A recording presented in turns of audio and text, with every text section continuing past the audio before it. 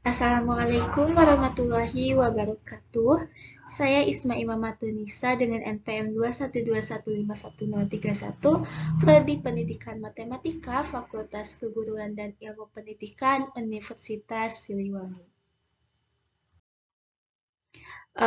Pada kesempatan kali ini saya akan membahas UAS Filsafat dan Sejarah Matematika yang diampu oleh Bapak Dedi Nurjamil, Dr. Andes, MPD.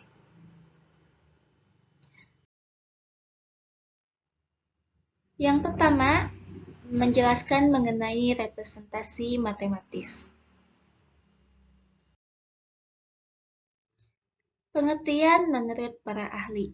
Yang pertama, menurut Lestari dan Yudanegara pada tahun 2015, kemampuan representasi matematis adalah kemampuan menjadikan kembali notasi, simbol, tabel, gambar, grafik, diagram, persamaan atau ekspresi matematis yang terdiri atas representasi visual, gambar, teks, persamaan, atau ekspresi matematis. Lalu yang kedua, menurut Goldin dan Kaput pada tahun 1996, mengatakan bahwa representation refer to any configuration of characters, image, or concrete objects that symbolize an abstract idea. Lalu yang ketiga, menurut Jitendra et al. Pada tahun 2016, yang mengatakan bahwa representation can promote learning when instructions support understanding the representation before using them to elucidate a mathematical concept.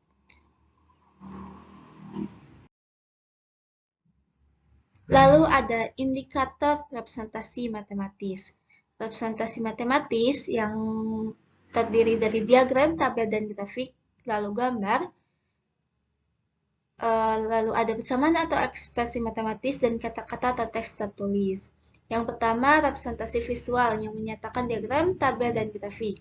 Bentuk operasionalnya menyajikan kembali data atau informasi dari suatu representasi ke representasi diagram, grafik, dan tabel.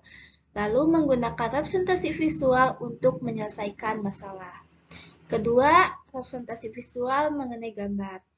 Bentuk operasionalnya membuat pola-pola gambar geometri dan membuat gambar untuk memperjelas masalah dan memfasilitasi penyelesaiannya.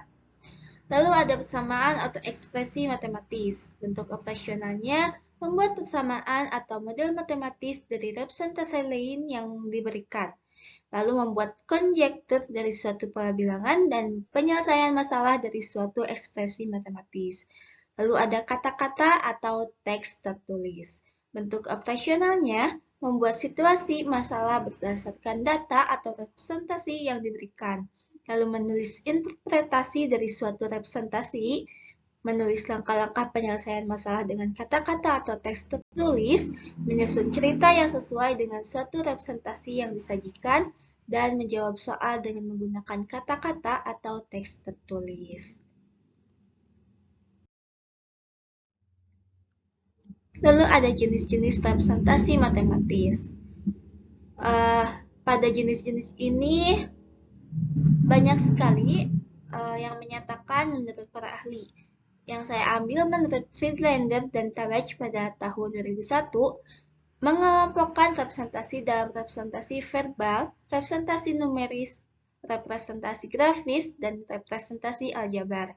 Representasi verbal pada umumnya digunakan dalam menyatakan masalah di awal proses dan diperlukan untuk memberikan interpretasi akhir yang diperoleh dalam pemecahan masalah. Lalu representasi numeris merupakan representasi yang diperkenalkan kepada siswa pada tahap awal belajar aljabar. Pendekatan numeris merupakan representasi yang dapat digunakan untuk memberikan jembatan yang mudah dan efektif dalam aljabar, dan umumnya menjadi dasar representasi-representasi yang lain. Lalu representasi grafis merupakan model representasi yang efektif digunakan untuk menggambarkan nilai fungsi dan dari variabel real. Lalu representasi aljabar merupakan representasi yang ringkas, umum, dan efektif yang digunakan untuk menyatakan pola-pola dan model-model matematika. Penjelasan mengenai representasi matematis.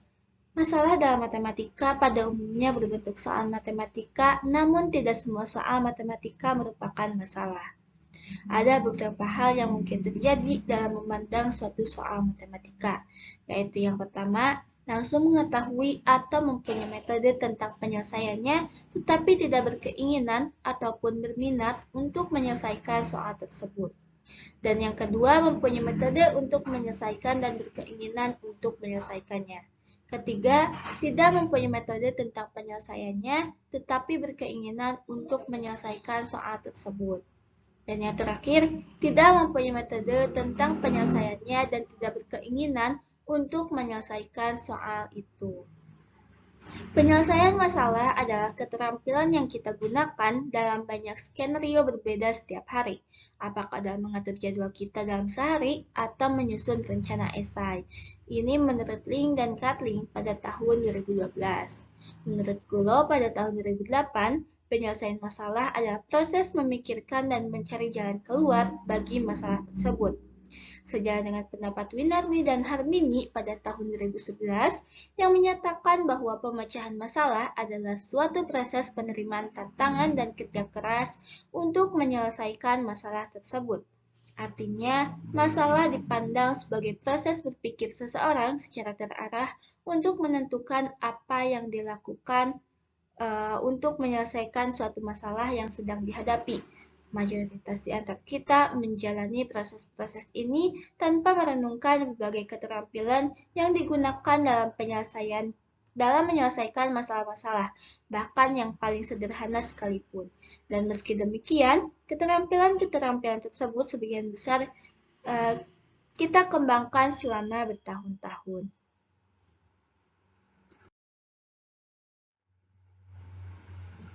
Lalu yang kedua ada gaya belajar. Pengertian menurut para ahli. Yang pertama menurut Fleming dan Mills menyatakan bahwa gaya belajar merupakan kecenderungan siswa untuk mengadaptasi strategi tertentu dalam belajarnya sebagai bentuk tanggung jawabnya untuk mendapatkan satu pendekatan belajar yang sesuai dengan tuntutan belajar baik di kelas atau sekolah maupun tuntutan dari mata pelajaran. Lalu menurut S.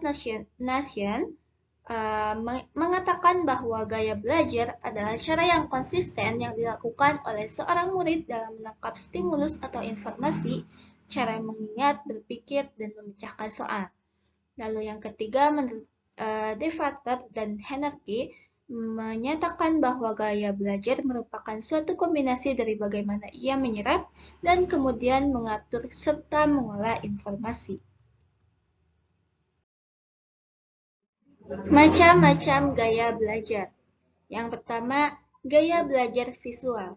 Menurut Bobby DePotter dan Mika Hernaki yang dikutip oleh Sukadi, berdasarkan arti katanya, gaya belajar visual adalah gaya belajar dengan cara melihat, mengamati, memandang, dan sejenisnya.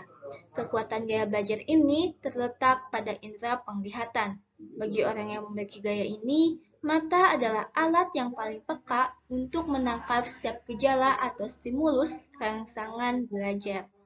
Lalu yang kedua, gaya belajar auditorial. Gaya belajar auditorial adalah gaya belajar dengan cara mendengar. Orang dengan gaya belajar ini lebih dominan dalam menggunakan indera pendengaran untuk melakukan aktivitas belajar.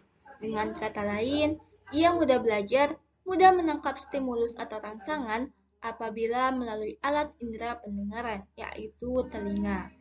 Lalu yang ketiga, gaya belajar kinestik.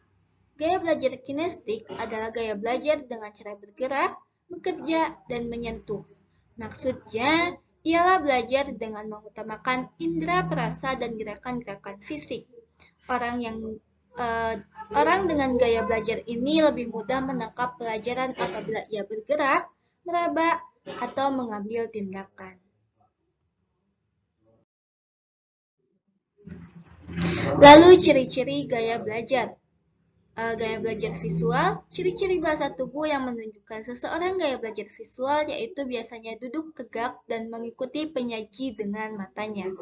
Gaya belajar auditorial, Ciri-ciri bahasa tubuh yang menunjukkan seseorang gaya belajar auditorial yaitu sering mengulang dengan lembut kata-kata yang diucapkan penyaji atau sering menggunakan kepalanya saat fasilitator menyajikan informasi lisan. Lalu ketiga, gaya belajar kinestik. Ciri-ciri bahasa tubuh yang menunjukkan seseorang gaya belajar kinestik yaitu sering menunduk saat ia mendengarkan. Penjelasan gaya belajar visual. Gaya belajar visual adalah gaya belajar dengan cara melihat sehingga mata sangat memegang peranan penting. Gaya belajar secara visual dilakukan seseorang untuk memperoleh informasi seperti melihat gambar, diagram, peta, poster, grafik, dan sebagainya. Bisa juga dengan melihat data teks seperti tulisan atau huruf. Orang dengan gaya belajar visual senang mengikuti ilustrasi, membaca instruksi, mengamati gambar-gambar, meninjau kejadian secara langsung, dan sebagainya. Hal ini sangat berpengaruh terhadap pemilihan metode dan media belajar yang dominan mengaktifkan indera penglihatan, yaitu mata. Adapun strategi sederhana yang digunakan untuk siswa yang menggunakan gaya belajar visual. Yang pertama, gunakan kertas tulis dengan tulisan berwarna pada papan tulis.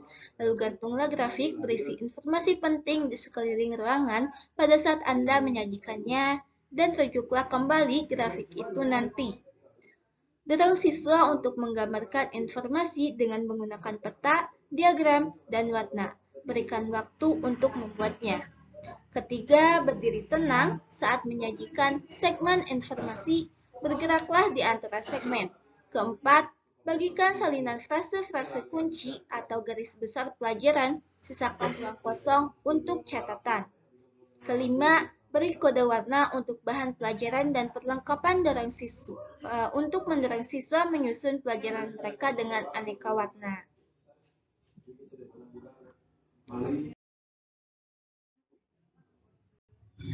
Mungkin hanya sekian yang bisa saya sampaikan mengenai representasi matematis dan gaya belajar. Mohon maaf apabila ada kekurangan. Wassalamualaikum warahmatullahi wabarakatuh.